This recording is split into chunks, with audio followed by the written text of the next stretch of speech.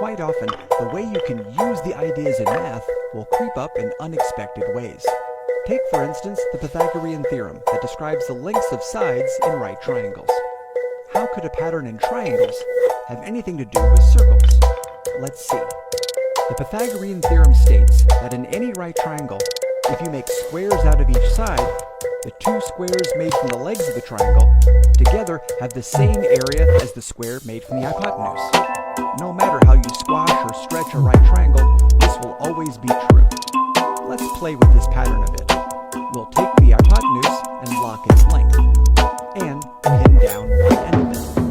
With that length remaining unchanged, we can consider all of the right triangles that can still be made.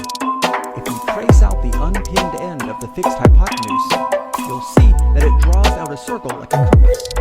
The hypotenuse is now the radius of the circle.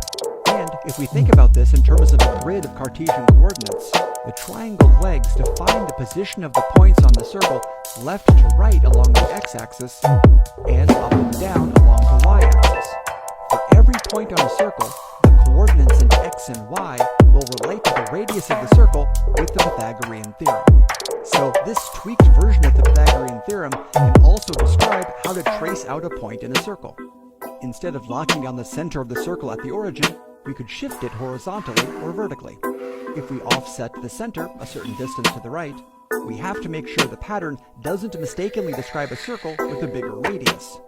So we have to subtract that offset amount from our x location to keep the relationship in balance. If we shift the center up vertically, we'd have to subtract that offset amount from our y location to maintain balance. When you see the formula for how to graph out a circle, remember that you're actually looking at a description for how to trace out a line with triangles using the Pythagorean